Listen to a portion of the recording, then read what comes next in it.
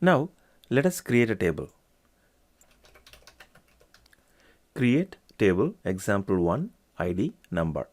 What this command does is it will create a table called example1 with a column ID whose data type would be number.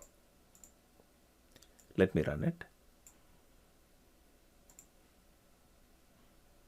It fails because the user doesn't have a permission to create a table.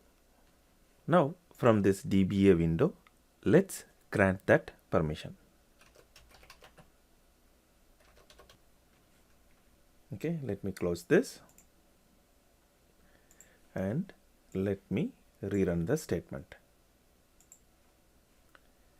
Table example1 created. This point onwards, we will be using this test account to practice most of our SQL commands.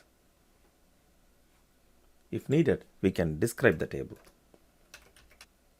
So it has one column ID whose data type is number. Thank you.